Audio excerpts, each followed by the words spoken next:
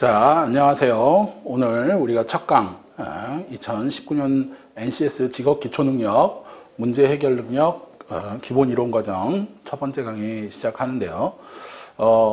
먼저 이제 수업에 들어가기 전에 학생들이 자주 질문하는 이 NCS 대비 혹은 문제 해결 능력이라든가 여타 다른 능력 어떤 걸 중심으로 해서 어떻게 공부하는지 좀 오리엔테이션 겸 해서 중요한 공부법이나 대비하는 방법 간단하게 설명을 드리고 수업을 시작할게요. 먼저 공기업이라든가 공공기관 합쳐서 우리나라에 공식적으로는 한 300에서 350개 또 하청기업이라든가 하부 관련 기관까지 합치면 약 500개 정도의 기관이 있어요. 그렇기 때문에 이 NCS만 하더라도 상당히 많은 유형이나 또 난이도도 좀 천차만별이죠. 그래서 학생들이 대부분 시중에 나와 있는 문제집 한 권 풀고 갔다가 이게 이렇게 준비해서는 안 되는구나, 그리고 이렇게 낭패를 보는 경우가 있어요. 왜냐면 시중에 있는 문제하고 전혀 다른 유형의 또 난이도도 되게 어렵게 나오는 경우도 있고, 이렇기 때문에 단순히 나와 있는 문제집만 풀고 가서 이렇게 했다가 거의 1년, 2년을 이렇게 허송세월 하다시피 하는 학생들이 많아서 조금 NCS에 대해서는 좀 체계적인 준비가 필요하다. 그래서 첫 번째로는 가장 중요한 게 본인이 어떤 공기업이나 어떤 공사, 공단 어디를 시험 볼지를 먼저 타겟팅을 잘 하셔야 돼요. 예를 들면 한전이라든가 남부발전, 서부발전 이런 발전계 공기업이라든가 혹은 인천국제공항공사 그다음에 한국공항공사라든가 또 여러 가지 사회복지, 근로복지공단 이런 SOC 분야라든가 또 관광공사라든가 코레일 또 혹은 우리가 건강보험공단 같은, 그래서 일정 정도 같은 카테고리, 즉 자기가 지원하려는 그쪽 계열을 한번 이렇게 먼저 그쪽에서 어떤 유형으로 출제가 되는지 이런 것들을 좀 살펴보셔야 되고요. 그리고 이제 물론 여러분들이 아시다시피 NCS 직업 기초능력은 10개 영역으로 돼 있어요. 그래서 기본적으로는 여러분들이 기본 이론 과정에서는 10개 영역을 다 공부해야 되지만 일단 왜냐하면 면접에 가서도 직업윤리라든가 또 대인관계 능력이나 자원 능력이나 기술 능력, 정보 능력 이런 거를 질문을 하기 때문에 일단 기본 과정에서는 전체적으로 한번 10개 영역을 다 한번 훑으시는 게 좋아요. 특히 어제 그제도 이렇게 발표가 났었는데 공무원이라든가 이제 공공기관 또 공기업에서도 고졸 채용자들을 많이 20%, 30%까지 확대해서 이제 채용할 계획이기 때문에 이런 고졸 채용자들께서 이렇게 취업 준비하실 때에는 일단 기본적인 그 베이스를 좀 깔고 가셔야 된다. 그래서 10개 영역을 다 준비하시되 기본에서는, 그러나 이제 특히 좀 신경을 써야 되는 영역들이 있다. 그게 이제 우리가 흔히 얘기하는 문제 해결 능력, 오늘 하는 거라든가요. 또 수리 능력, 그 다음에 의사소통 능력, 요런 한 3가지 분야. 그래서 우리가 의수문이라고 하는데 이 의사소통 능력과 수리 능력, 문제 해결 능력은 공통적으로, 그러니까 여러 공기업들 중에서는 한 4-5개 정도만 10개 영역을 다 시험 보지 않고 필기해서 한 4개, 5개만 보는 공기업들이 많은데 요 3 영역이나 또 우리가 자원 능력, 정보 능력 이렇게 해서 기술 능력 이런 것들을 첨부해서 4-5개를 보기 때문에 의사소통 능력, 수리 능력, 문제 해결 능력은 반드시 좀 중점적으로 공부를 해 두셔야 된다. 특히 오늘 우리가 시작할 문제 해결 능력이나 수리 능력은 고졸 채용자들, 고졸 준비하시는 분들도 마찬가지고 여러 가지 공기업에서 가장 중요시하는 영역이자 또 하나는 변별력이 학생들마다 가장 커요. 그래서 이런 거는 일단 문제집을 풀고 나서도 잘 이해가 안 되는 부분도 많고 하기 때문에 여러분들이 기본적인 핵심 개념이라든가 그 다음에 특히 문제 해결 능력에서는 논리학적인 기본 이런 개념들을 공부를 해놓고 그 다음에 이제 심화 문제풀이나 그 기업별 유형 실전 모의고사 같은 거를 진행을 해야지 기초적인 게 안 돼 있고 그냥 막상, 그러니까 공기업도 400-500개 넘고 천차만별이지만 그 시험 준비하는 학생들도 마찬가지예요. 천차만별이죠. 기본기가 안 돼 있는 학생도 있고 예전에 자기가 중고등학교 때라든가 또 대학교 때 뭐 논리학 수업을 들었다든가 또 수리 쪽으로 또 특히 이과 학생들이 수학 쪽으로 강하다라든가 뭐 이런 학생들이 있기 때문에 실력들이 천차만별이에요. 근데 본인이 생각할 때 나는 좀 기본기가 수리 영역이나 문제 해결 능력이 좀 기본기가 약하다 그러면 전반적으로 다른 영역도 마찬가지지만 이 문제 해결 능력이나 수리 능력은 기초를 탄탄하게 해놔야 나중에 심화나 또 여러분들이 타겟팅했던 뭐 5개나 10개 공기업을 좀 이렇게 정해놓고 그쪽 같은 될 수 있으면 같은 계열이 좋겠죠. 뭐 발전 계열이든 사회복지 계열이든 그래서 그런 쪽에 맞는 유형들을 푸셔야 된다. 그래서 여러분들이 공부를 준비하실 때 한 3단계 정도로 준비하시면 좋아요. 먼저 자기가 기초가 약하다 이런 학생들은 기본 과정을 충분히 한 2-3번 정도씩 문제도 풀어보고 개념도 숙지를 한 후에 그 다음에 이제 심화 문제풀이 과정이라든가 또 이후에 그 기업별로 나와 있는 자기가 타겟팅한 기업별 실전 모의고사 마지막으로 최종 점검하듯이 공부를 한다. 그래서 여러분들이 이제 뭐 우리가 상반기, 하반기 이런 거 6개월에서 1년 그리고 이제 많게는 다른 학생들 1년 반 준비하는데 이렇게 한 2, 3, 4개월은 일단 기본기를 좀 탄탄하게 해놓고 그 다음에 한 2-3달 정도 시중에 나와 있는 문제집이라든가 또 혹은 기업별 모의고사 같은 걸 좀 풀어보는 식으로 공부를 하시면 돼요. 무작정 먼저 막 마음이 급해서 학생들이 그 기업별 이런 것부터 푸는데 기본기가 안 돼 있으면 특히 이 문제 해결 능력에서는 논리학적인 개념을 이해하지 못하고 있으면 나중에 문제가 조금 변형돼서 나오거나 다른 유형으로 나오게 되면 출제되면 거의 손을 못 대고 못 푸는 경향이 있기 때문에 여러분들이 그런 걸 준비를 하셔야 된다. 그리고 특히 오늘 우리가 해볼 문제 해결 능력도 거의 유형이 뭐 여러 가지 유형이 있겠지만 일단 여러분들에게 유형부터 출제형부터 좀 설명을 해드리면 이 문제 해결 능력은 기본적인 일단 핵심 개념 그리고 특히 우리가 뒤에서도 하겠지만 이제 이런 사고력을 묻는 사고력을 측정하는 문제들이 나오는데 이 사고력이라고 할 때에는 이제 논리적인 사고 그 다음에 비판적인 사고, 그 다음에 창의적인 사고. 특히 우리가 흔히 논리적인 사고 같은 경우를 측정하는 게 이제 우리가 얘기한 아까 논리학의 기본 개념들. 그래서 여러분들이 여러 가지 명제 논리, 또 3단 논법 뿐만 아니라 그 다음에 논리 게임이나 논리 퀴즈 그리고 뭐 여러 가지 참 거짓 찾기 진술 등등. 물론 이거는 이제 여러분들이 반드시 제가 아까 전에도 얘기해 드렸지만 이 핵심 개념 이런 거는 기본적으로 좀 많이 그 실력 배양을 해놔야 돼요. 그래서 뭐 나중에 보시면 뭐 층수 찾기 같은 것도 나오죠. 1층부터 5층까지 뭐 영업과 총무과 뭐 이런 거 배치하는 문제라든가 또 누가 진술을 했는데 그 중에 거짓말을 하는 사람이 있다라든가 뭐 이런 거 잡아낸다라든가 또 수출품이나 뭐 이런 것들을 어느 나라에 수출하는데 뭐 A국, B국, C국 해서 어디에 해야 되는 이런 것들은 다 사실은 기본적으로 논리적인 이 3단 논법, 명제추리, 그 다음에 논리 게임이나 논리 퀴즈 이런 문제들을 유형화시킨 거다. 이거는 이제 나중에 저희가 좀 기본적인 문제들을 좀 풀면서 설명을 해 드릴 거고요.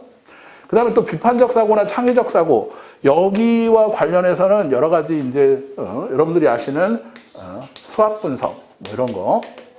그래서 이런 것도 기본적으로는 뭐 아주 어렵게 출제되진 않아요. 그리고 뭐 물론 아까 전에 얘기한 대로 기업별로 약간 다르기는 하지만 그래도 이제 특히 고졸 채용이라든가 이런 거에서는 좀 이 개념들을 이해하고 있는가 이런 정도 수준의 좀 난이도가 상보다는 중하 뭐 요 정도로 나오기 때문에 대신 이제 아까 전에도 말씀드렸다시피 여러분이 그렇다고 이 개념을 이해하지 못하고 있으면 면접 때 이런 여러 가지 상황을 주고 우리가 NCS 기반 면접이라고 하죠. 그때 이제 분석이라든가 분석적 사고라든가 또 이러한 여러 가지 창의적 사고력을 묻기 때문에 문제 해결 능력은 단순히 이제 필기에서만 끝나는 게 아니다. 그래서 이런 핵심 개념들은 공부를 좀 차곡차곡 해 두셔야 되겠죠. 그래서 일단은 기본적으로 이러한 논리학적인 기본 개념을 꼭 공부를 해 놓으시고 이후에 이제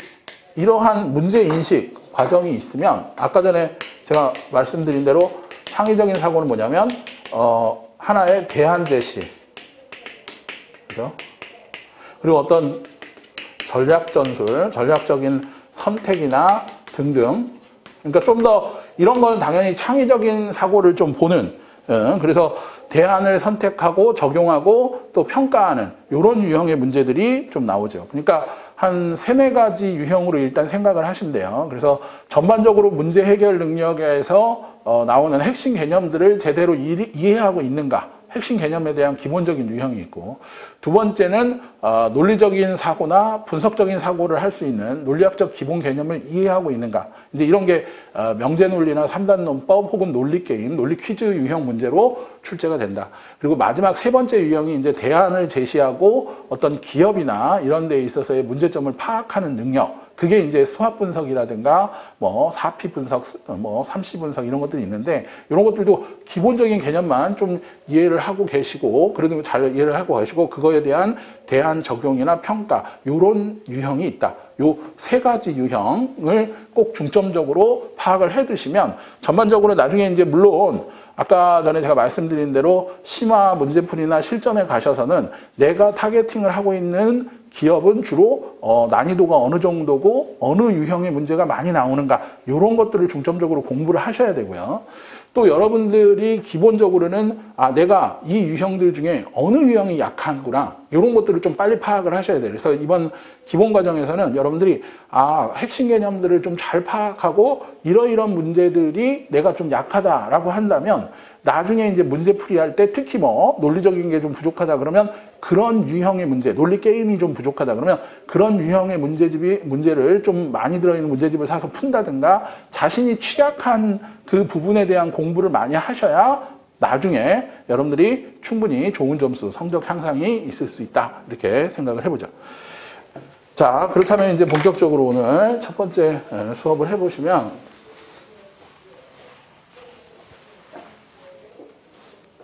자, 문제 해결 능력은 여러 가지 여러분들이 업무 수행할 때, 수행 시 뭐가 발생해요? 문제 상황이 발생한다. 그러니까 여러분들이 어떤 일을 하든지 간에 이런 문제 상황이 발생을 했을 때 첫 번째 단계는 여러분들 생각해 보세요. 이러한 문제에 대한 인식, 그래서 분석적인 사고를 통해서 이 문제 상황이 발생한 원인, 그죠? 그 다음에 이런 상황, 당연히 등등을 분석을 해야 된다. 그죠? 그래서 이거를 통해서 문제인식을 통한다면 두 번째는 이러한 문제에 대한 뭐가 있어야 돼요? 이러한 문제에 대한 해결 방안을 적용하고 해결 방안을 제시하는 능력. 그러니까 이게 우리가 논리적이고 분석적인 사고라면, 그죠? 이런 게 이제 또 비판적 사고, 이런 게 필요하고. 그리고 세 번째가 이러한 해결 방안들 중에 해결 방안 중 뭐를 해야 하는가요? 선택. 그죠? 그리고 그걸 적용하고 또 평가하는. 피드백이 있어야 된다. 그러니까 여러분들이 어떤 실제 이러한 사고 과정을 단계적이고 체계적으로 진행하는 사람은 어떤 문제가 딱 발생을 하면 그 문제에 대한 이건 어디에 근본적인 원인이 있다. 그래서 이걸 치료하는 창의적인 사고를 통해서 여러 가지 대안들을 제시하고 그 중에 이게 제일 뭐 가성비가 높다든가 효율적이라든가 효율성 이런 거를 평가해서 짚어주는 거죠. 그래서 이거를 피드백 같은 걸 함으로써 이게 이제 종합적인 이런 사고 능력까지. 그러니까 이러한 것들을 다 이 학생이 얼만큼 평가하는가, 이런 것들이 바로 문제 해결 능력의 핵심이다. 이런 거죠. 그래서 문제 해결 능력의 하위 능력, 거기 보시면 우리 나눠드린, 그리고 이제 제가 또 뭐 다음번에부터는 말씀을 안 드리겠지만, 매번 여러분들이 한 두세 가지를 명심하셔야 돼요. 이렇게 자료가 나가는 것들은 항상 파일에 정리를 해두시고, 노트에다가 여러분들이 항상 필기, 수업을 들으시면서 그냥 듣고만 있지 마시고 필기를 잘 하셔야 된다. 왜냐하면 나중에 또 공부할 때 그 필기한 내용들 매번 그 강의를 또 돌려서 보고 뭐 하실 수는 없기 때문에 그 필기한 내용들을 공부를 하시고요. 또 여기에 우리가 뒤에서 이제 기본 유형 문제라든가 어떤 기본 학습 문제, 심화 학습 문제 같은 거 풀면 그런 유형들도 내가 틀린 문제 위주로 해서 오답 노트, 그리고 한 두세 번씩은 풀어봐야 돼요. 그리고 항상 문제를 풀 때는 시간을 측정하시면서 이렇게 풀어야 된다. 그래서 여러분들이 뭐 이렇게 갖고 다니다 잊어버리거나 뭐 커피를 쏟거나 이러지 마시고 꼭 분철해 놓고 필기하고 그 다음에 복습하고 그 다음에 한 달 뒤쯤 문제들을 다시 한번 풀어보고 그 다음에 이제 그것과 내가 좀 약한 부분의 유형의 문제집을 사서 풀어보고 이런 것들을 한 두세 번 정도 반복하셔야 실력이 급상승해요. 자, 그래서 하위 능력은 사고력. 그래서 여러분들이 일단 직장 생활을 함에 있어서 발생한 문제들을 창의적이고 논리적으로 생각하는 능력이고, 하위 능력은 창의적 사고, 논리적 사고, 이런 비판적 사고 능력이다. 아까 지금 말씀드린 대로요. 이런 분석 능력. 문제 처리를 할 수 있는 능력으로는, 그죠? 발생한 문제를 인식하고 문제 해결 절차. 아까 전에 그랬죠. 원인 탐색, 그 다음에 이거에 대한 대안, 또 어떤 과정에 따라서 적절한 해결책을 적용해서 문제를 해결하는 능력이다. 이런 게 이제 문제 인식, 대안 선택, 그리고 대안을 적용하고 평가하는 이런 문제들이 있겠죠. 자, 먼저 문제 해결 능력에 있어서 여러분들 그럼 문제 상황이다. 문제라는 게 뭐냐? 이렇게 얘기를 해보면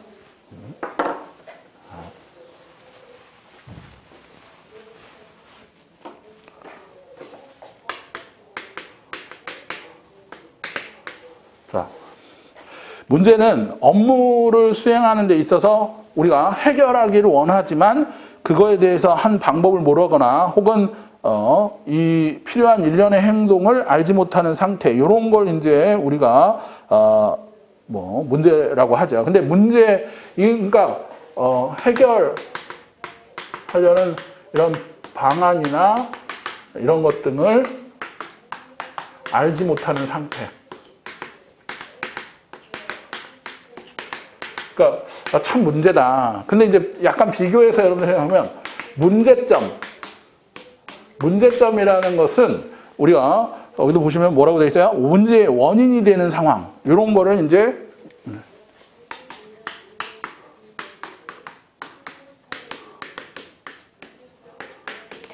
이런 걸 우리가 문제점이라고 한다.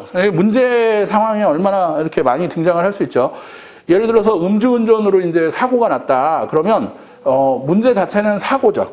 근데 우리가 거기에 문제점은 그러니까 사고가 발생한 거예요. 그럼 가장 중요한 건 그 사고를 이제 수습하고 처리하는 거죠.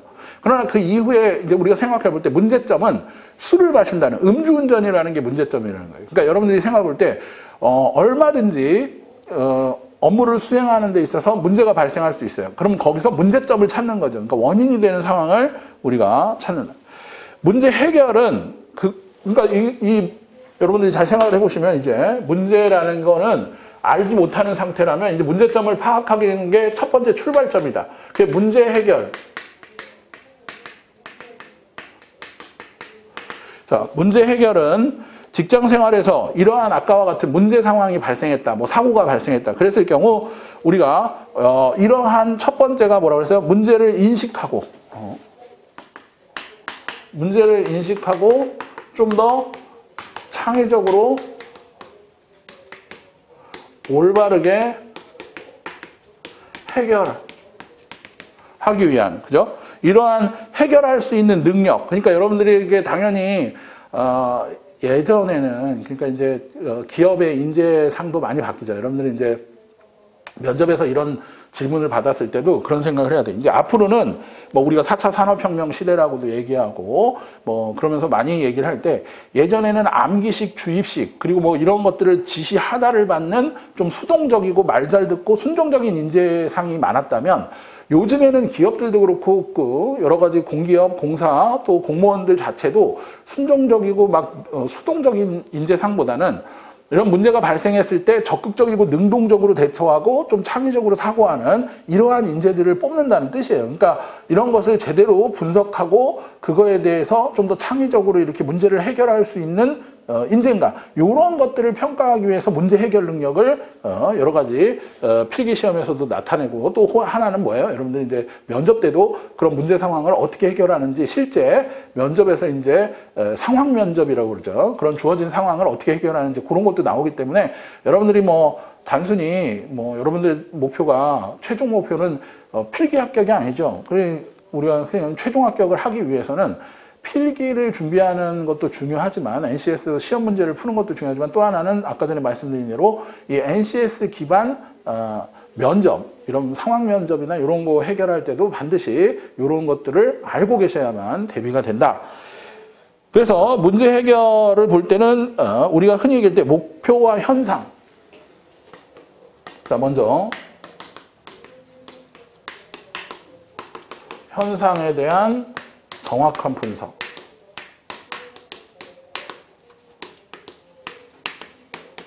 이게 필요하다. 그죠? 그래서 분석을 토대로 해서 우리가 무엇을 해야 할까? 이 분석을 했으면 이걸 토대로 해서 일정 정도 자신들이 할 수 있는 주요 과제.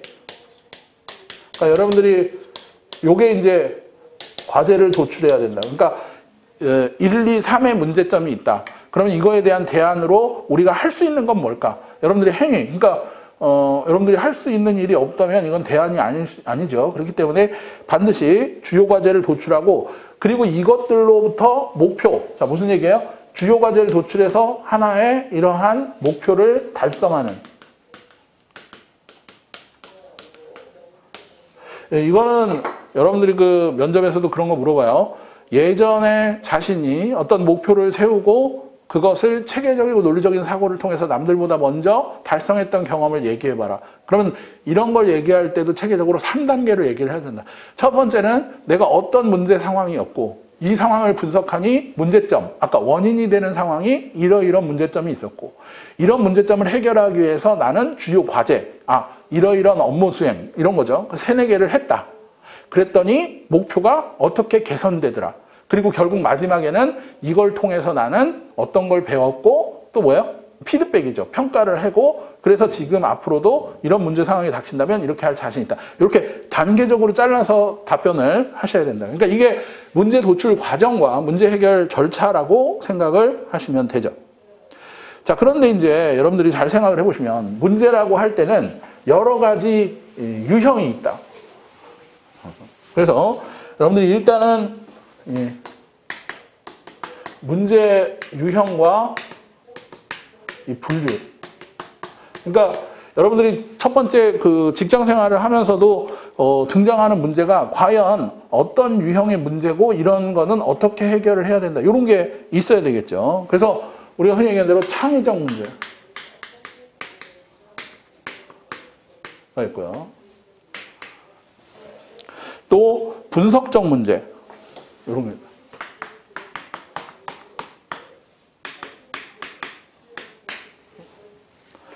자, 창의적 문제는 일단 문제가 제시할 때 일단 여러분들이 이거는 더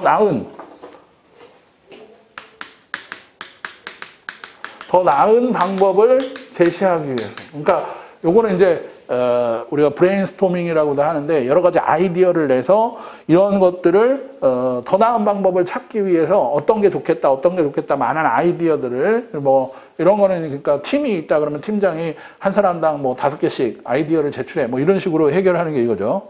그리고 이거는 그렇기 때문에 도대체 문제 자체가 뭔지, 문제 자체가 명확하지 않아요. 그러니까 여러분들이 살면서도 지금 내가 뭐가 잘 안 풀려, 그리고 뭐가 안 돼. 그럴 때 내가 뭐가 문제지 이렇게 생각하는 거는 이런 창의적인 문제야. 내가 지금 현재 왜 이게 잘 안 되고 있는지 아직 그것이 이제 안 되고 있는. 그리고 특히 이거에 대한 해잡수가 여러 개가 많죠. 그러니까 대안을 제시할 때는 그러니까 꼭 한 가지 방법 많고 이들 중에 뭐를 하는 거야? 선택을 하는 거야.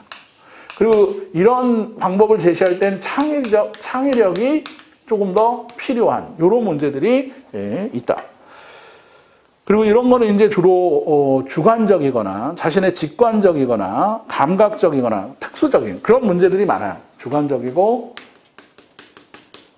직관적이고 좀 특수성이 있는. 그래서 그러니까 왜냐하면 여러분들이 아까 뭘 할 때 내가 행복해지려면 내가 앞으로 행복하게 하는 방법이 뭐가 있을까? 이런 걸 생각을 해보실 때 가장 간단하게 사람마다 뭐가 달라? 다 행복을 느끼는 그게 다르고. 그러니까 사실은 이러한 창의적인 문제는 기업에게도 기업마다 다 다르겠죠. 그리고 또 기업 문화도 다 다르고 사람도 자기가 행복을 느끼는 주관적인 만족도가 서로 취향 차이에 의해서 다 다르다.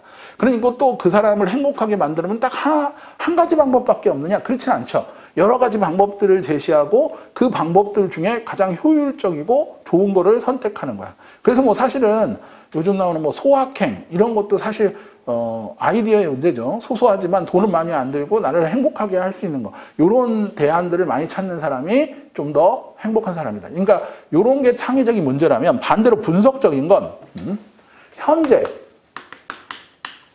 드러난 그러니까 현재 드러난 문제점. 그러니까 또 미래 예견 가능한.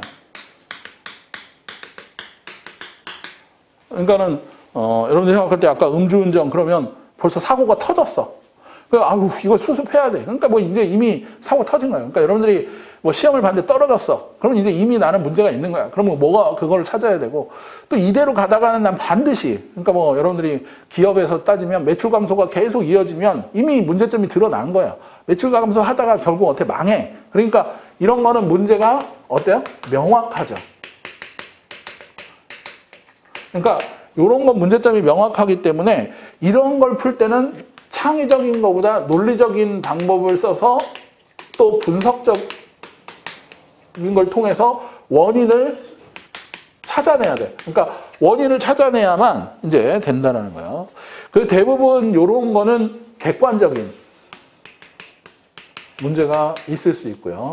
또 이성적이고 논리적이고 분석적인 사고를 원한다. 그래서 이거는 이제 실제 그 기업의 컨설팅이나 이런 걸 할 때 그 기업에 보니까 왜 적자가 이렇게 많으냐. 보니까 인건비나 쓸데없이 비효율적이고 은근히 새는 돈이 많더라. 그러면 이 문제점을 잡아내야만 이게 해결되는. 그러니까 이런 유형은 분석적 문제다. 그러니까 여러분들이 단순히 어떤 문제 상황이 발생했을 때 이게 문제다 이렇게 생각하는 것보다 이 문제가 창의적인 문제에 속하는지 분석적인 문제에 속하는지 그렇다면 내가 이걸 좀 주관적이고 직관적으로 좀 더 아이디어하게 풀어야 되는 문제인지 아니면 좀 더 객관적이고 명확한 이런 문제지. 그러니까 문제 유형을 먼저 분리를 해보고 문제 유형에 대한 답변 같은 걸 준비를 해봐야 되겠죠. 그러니까 여러분들이 이런 문제 해결 능력에서는 일단 문제 인식을 하는 것 자체가 굉장히 중요하다.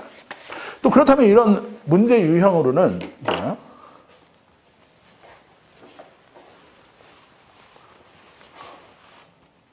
자, 문제 유형으로는 발생형 문제와 그 다음에 탐색형 이렇게 나올까요? 그리고 설정형 문제가 있다. 자, 그러니까 제가 아까 말씀드린 대로 기업이든 개인이든 어떤 문제가 발생했을 때 이 문제가 창의적 문제인지 혹은 분석적 문제인지 또 하나는 발생형 문제인지 설정형 문제인지 뭐 이런 유형부터 분리를 해야 이것에 대한 좀 체계적인 해결이 가능하다. 먼저 발생형 문제는요. 여러분들이 이제 보시면 기본적으로 현재 직면한 문제를 위해 고민하는 그러니까 우리가 흔히 아까 현재 그리고 특히 드러난 이런 문제 즉 이거를 뭐라 하냐면 보이는 문제 그러니까 이미 문제가 드러났어 직면한 문제를 해결하기 위해서 눈에 보이는 그러니까 특히 기준에서 이탈하거나 기준 이탈 혹은 미달 이런 문제. 그리고 이거는 대부분 원인이 어디에 있냐면 과거에 있어요. 그리고 이 대부분 이런 문제들은 원인 지향적 문제라고 하는데, 그래서 원인 지향은 이런 문제는 반드시 과거에 있었던 나의 잘못된 원인, 그러니까 두 가지로 얘기하면 어떤 개인이 지금 시험을 보는데 여러분들이 계속 떨어져. 그럼 뭐를 반성해 봐야 되냐면 옛날에 내가 중고등학교 때 공부를 안 했고 뭐가 약했고, 그러니까 원인은 과거에 있죠. 내가 안 한 거에 때문에 지금 문제가 되는 거야. 근데 그 원인이 앞으로도 계속되니까 이거 고쳐야 되겠죠. 기업도 마찬가지야. 계속해서 목표량, 우리가 얘기하는 대로 매출 목표에 미달이 일어난다. 그럼 왜 이게 도대체 미달인지, 이런 것들을 우리가 살펴보는 게 바로 뭐냐? 기본적으로 발생형 문제다. 여러분들이 이런 거 보시면. 그래서 이런 것들의 문제의 원인, 그래서 매출 목표가 미달이 된다라든가 내가 지금 현재 하고 있는 여러 가지 목표를 못 이룬다. 그러면 내가 예전에 뭐를 잘못했는지를 반성하는 쪽이 바로 이 발생형 문제에 대한 그러니까 여기에는 아까 전에 얘기한 뭐가 필요할까요? 분석적인 문제에 속하겠죠. 분석적인 좀 원인 탐구가 필요하다. 반면에 이제 탐색형 문제는 현재 상황, 개선이나, 그러니까 이거는 아까 과거라면 이거는 이제 일단 현재 시점에서, 그죠? 주로 이런 문제들은 개선 문제, 그죠? 그래서 주로 어떤 문제점을 찾아야 된다. 그래서 탐색, 그리고 또 찾는 문제죠. 문제점을 찾아야 돼. 그러니까 이거는 드러나거나 보이는 게 아니라, 이미 드러나거나 보이는 게 아니라 눈에 지금은 보이지 않아.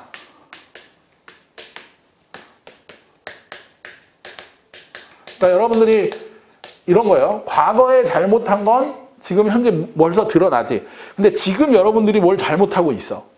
그럼 이건 미래에 드러나지만 지금 현재 자체로는 이 문제점으로 막 드러나서 보이지는 않아. 근데 지금 현재 내가 갖고 있는 문제점을 탐색해서 찾아야, 왜냐?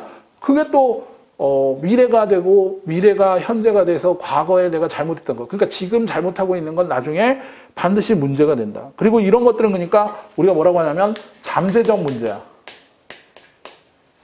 그리고 예견된 문제죠. 그러니까 앞으로 내가 이대로 가다가는 어떻게 떨어질 것이다. 지금 현재 자체는 문제가 아니지만 이게 지금 내가 뭘 잘못하고, 그러기 전에 뭐를 해야 돼? 개선을 해야 돼. 그러니까 개선하고 고쳐야 된다. 그리고 뭔가 강화 문제라고도 하는데요. 그러니까 내가 공부를 조금 덜 하는 것 같아요, 요즘. 그럼 공부를 더 해야 되는, 강화해야 되고, 목표나 이런 것들을 찾아야 된다. 그리고 이런 거는 당연히 발견 문제다. 그래서 이거는 아까 미달이나 뭐 기준 이탈 문제가 심각하다라고 하면 이 문제는 기본적으로 지금 현재 뭐 예를 들어 생산성을 향상시키거나 개선하는 문제, 뭐 이런 게 대표적인 거죠. 이거는 이제 기준 미달 문제라면 지금 현재 생산성을 어떻게 향상시켜서 앞으로 더 우리의 그 체질을 강화시키고 기업을 더 업그레이드 시킬 것이냐. 이런 게 이제 개선 문제가. 반면에 또 설정형 문제는요. 요거는 이제 미래지향적. 그러니까 여러분들이 생각을 해보시면 이 과거, 현재, 미래형 문제라고 우리가 이렇게 얘기할 수 있어요. 이미 과거에 내가 뭘 잘못해서 미달라고 보이는 문제로 드러난 문제라면 이거는 지금 현재까지는 드러나진 않았지만 내가 갖고 있는 문제점을 개선하고 강화함으로써 미래에 드러날 눈에 보이지 않는 문제점을 해결하는 거라면 이 설정형 문제는 아직까지는 그렇지 않아. 근데 이제 앞으로 어떻게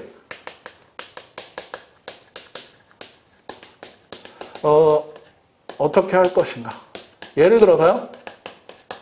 여러분들이 생각할 때 삼성이 지금 현재 수출도 잘하고 있고 뭐 1위를 하고 있다고 해서 앞으로 4차 산업혁명이나 시대가 변해. 그렇다면 변화하는 시대에 미리 적응하기 위해서, 그러니까 기업들이 대규모 투자를 한다든가 개발을 한다든가 이런 거는 이 설정형 문제. 앞으로 바뀔 예측을 해가지고 이런 거죠. 그래서 이거는 개발 문제,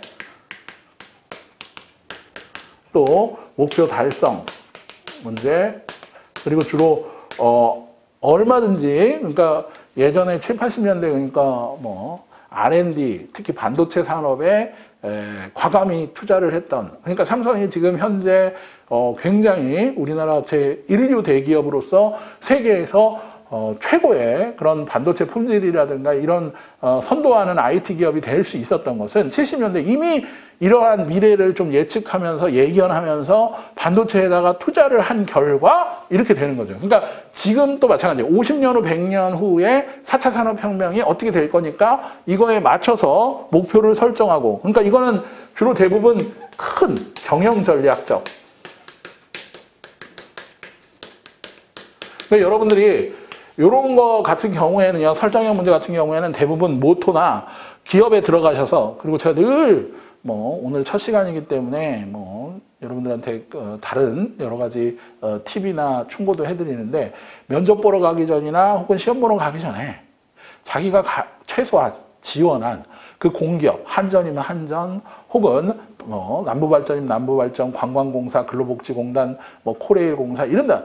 그럼 그런데 홈페이지에 들어가 보세요. 그럼 홈페이지에 이미 그들이 5대 기업까지의 모토 같은 걸로 자신들의 이런 설정형 미래 비전이라든가 이런 걸 제시하고 있어요. 인재상도. 그럼 당연히 거기서는 그런 자신들이 앞으로 추구해야 될 미래 인재, 그리고 그런 것에 적합한 인재를 찾는 거기 때문에 그런 걸 모르고 갔다가 면접에서 낭패를 보는 경우가 다반사예요. 저도 면접관으로도 가고 했을 때 당연히 여기에 지원하러 왔는데 그 홈페이지에서 우리 기업이 추구하는 가치가 뭔지, 그리고 앞으로 50년 후 어떤 기업으로 성장할지 그런 미래 비전을 제시해 놨음에도 불구하고 홈페이지에서 그거 한번 확인하지 않고 이렇게 보고 오는 건 예의가 아니죠. 그렇기 때문에 여러분들이 반드시 들어가서 이제 거기에 있는 이 기업이 앞으로 4, 50년 후에 미래에 이런 것들 설정형 문제라고 하죠. 그런 것들을 뭘로 잡고 있는지. 그래서 주로 이제 이런 목표 지향적 문제는 창조적인, 그러니까 이런 건 어때요?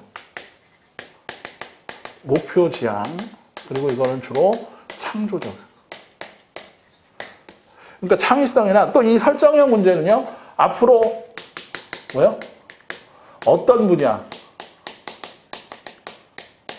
를 중점적으로 할 것이냐, 이런 거. 그러니까 예를 들면 본인이 코레일 공사를 본다. 그럼 코레일 공사가 앞으로 20, 30년 나아가야 할 방향이 뭐라고 생각하느냐, 이런 질문 얼마든지 면접에서 할 수도 있고, 또 지금 문제나 이런 데에서도 자기소개서나 이런 데에서부터 그런 것들이 들어가 있는 게 좋다는 거죠. 그래서 여러분들이 창의적 문제, 분석적 문제, 또 우리가 흔히 얘기한 대로 이러한 발생형, 설정형 이런 문제들을 좀 잘 살펴보셔야 된다. 자, 예시 문항을 한번 풀어보도록 할게요. 예시 문항. 여러분들 보시면.